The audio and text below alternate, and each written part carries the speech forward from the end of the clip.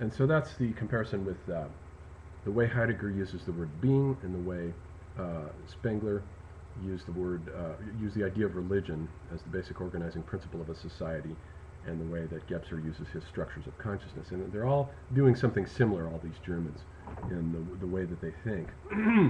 Heidegger in another essay he talks about Dasein, where he says that an essay that was written just after Being and Time, where he says that Dasein has a tendency in its fallenness to disperse itself.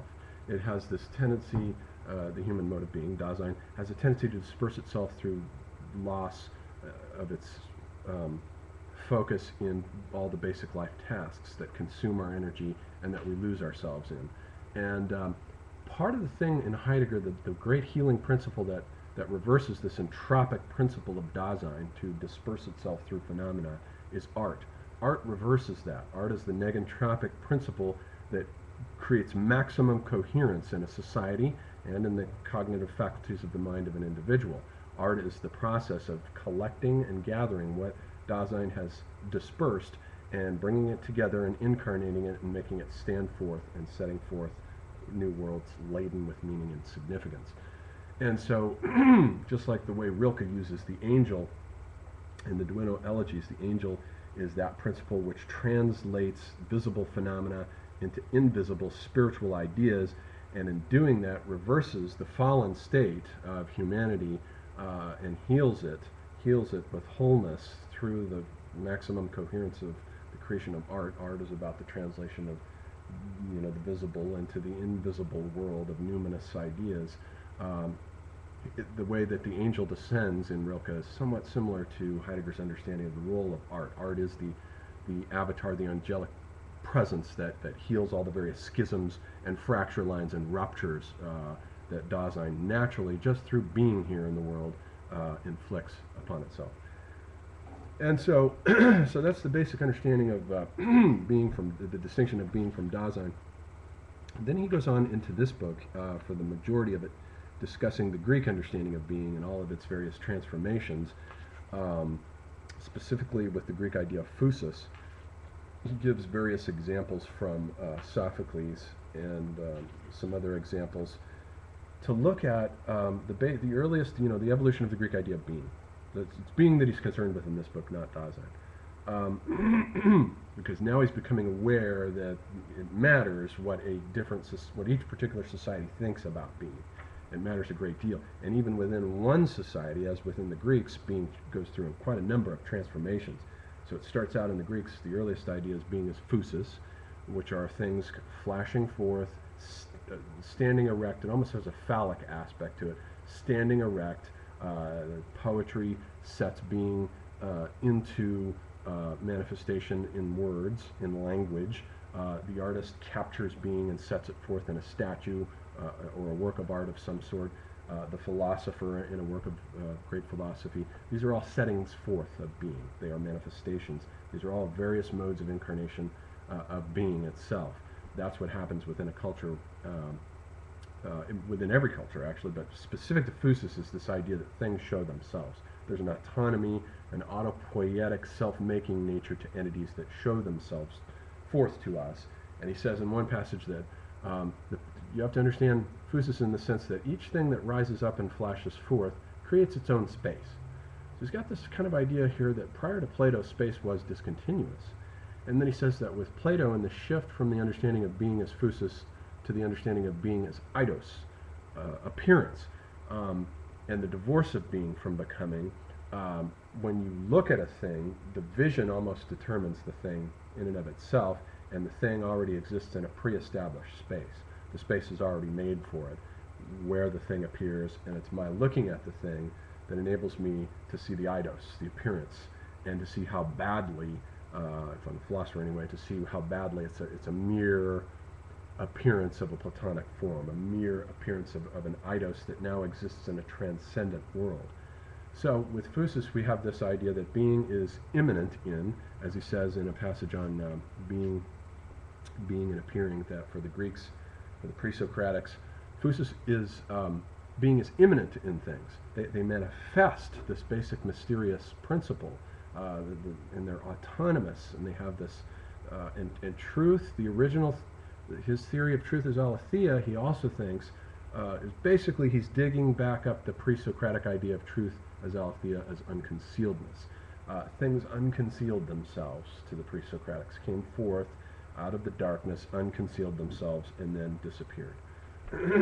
So that's phusis. And then he says that he also traces another being idea. He says he wants to look at what happened with logic, and he goes and he shifts into a mode where he says that logic is not, as everybody thinks it is, the essence of philosophy. In fact, he has a wonderful penchant for turning things exactly the opposite to what you think would normally be the case. He says logic actually represents the decay of philosophy, the decline of philosophy. Logic was something that was systematized and put together in the time of Plato and Aristotle when philosophy was winding up. And he says it basically remained unchanged all the way down to Hegel. Hegel is its last great finisher in our tradition. But so logic is logos, and it has to do with saying things in clear statements that don't violate the principle of contradiction. That's the basic essence of logic. But the logos was not originally understood as speaking. He says logos originally had a different understanding for the pre-Socratics. It meant gathering. Logos was a cosmic principle, as it's used in Heraclitus, for instance, in which it's another word for being, and it meant logos is the principle which gathers things and collects them and creates coherent manifestation, and so that the individual who has the ear for the logos can hear properly, whereas the mass man, the hoi polloi, as Heraclitus puts it in this passage, have no conception of being in this sense, being as logos. So logos originally began as a cosmic organizing principle that brought order and coherence to the cosmos in Heraclitus. Later in Christianity, he says the reason why, one of the misunderstandings that became attached to it was that the Christians took it up and they identified it with Christ. Starting with the John Gospel, it says that in the beginning, Christ was the Word and came down and dwelt amongst us in the flesh. He is the Word made flesh. So Christ is the avatar of the Logos. Whereas Heidegger says that Logos originally was the being of beings. Any insofar as it participated in being, was participating in this Logos aspect. But with Christianity, Logos collapsed and became assigned to one being, the Son of God, who came down and dwelt amongst us as the incarnation of this cosmic ordering principle. But with the rise of Aristotle especially, and the shift into the creation of the categories, Aristotle lays out the basic categories and lays out the basic rules for logic. And Aristotle, whereas Heidegger is very anti-Plato, his feelings toward Aristotle are mixed.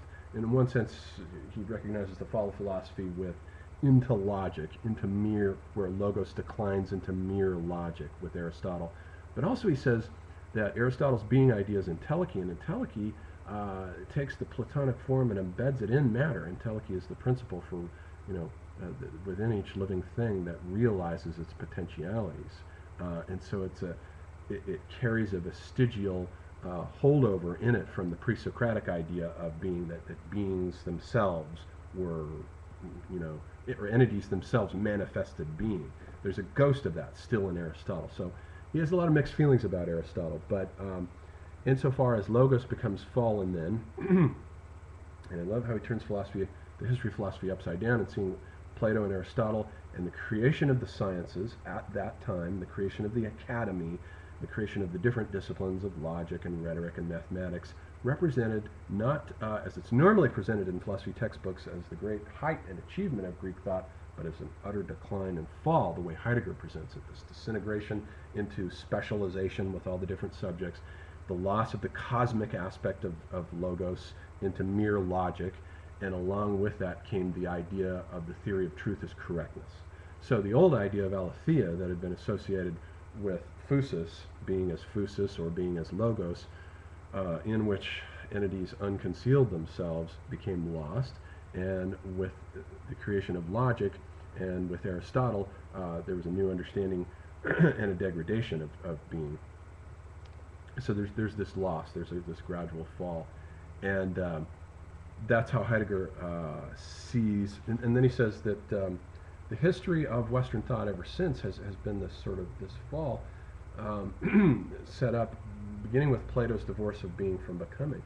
and we've lost it ever since. And now there's a certain comparison with Nietzsche, I think, in the way that Heidegger um, Heidegger identifies with the pre-Socratics and the period of Aeschylus and Sophocles, and the pre-Socratics, especially Heraclitus and Parmenides, as the great golden age of Greek thinking, and then the age that comes after it with Plato and Aristotle, that everybody thinks is great, as a decline, is analogous to what Nietzsche says in The Birth of Tragedy, where the Socratic man comes on stage in alliance with Euripides and introduces a principle of rationality into tragedy that ruins it, and Greek culture is downhill from that point on, and that includes Plato, whose dialogues represent, as Nietzsche says, the life raft upon which the Greek drama, clung. And so the way that Heidegger shows the decline of philosophy happening at the same time is a direct parallel to the way that Nietzsche shows this disintegration of Greek culture, starting with Plato and Aristotle. And that view is largely counter to the view that you normally find in most philosophy textbooks, where Plato and Aristotle represent this giant summit and the real true establishment of reason and rationality in Western science, beginning at that period of time. And Heidegger just doesn't see it that way. So, as we go along through the book, at the end of it, there's a long commentary on a series of strophes from the Chorus of Antigone, and then he ends with this discussion of the decline of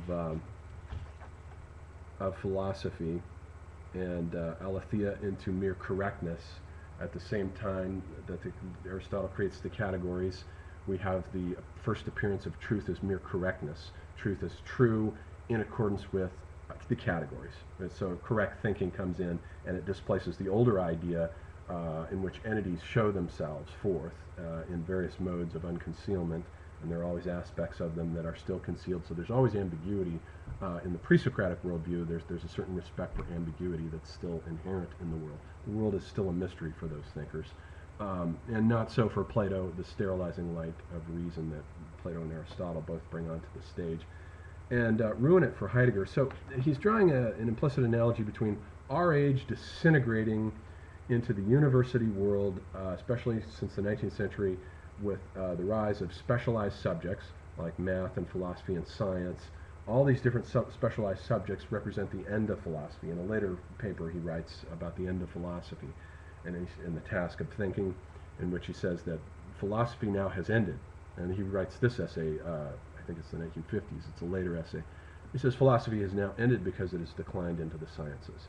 And once, same thing that happened with the Hellenistic Greeks, with the rise of the academy with Plato and Aristotle, and the disintegration of great thinking into mere all these different specialties. The same thing has happened with us. In the 20th century, science has now taken over the role of philosophy. Metaphysics is over. It ended with Nietzsche, he says, although Heidegger is doing a type of metaphysics. He tends to identify metaphysics with the Platonic tradition that is then carried on in science, in which being is divorced from becoming, and objects are translated into an objective, abstract phase space of mathematically measurable properties. He tends to identify that tradition as metaphysical, but he also does occasionally, you do find him talking about the type of thing that he's doing is also a type of metaphysics, a critical metaphysics. But he says so the task of thinking now will need to be new.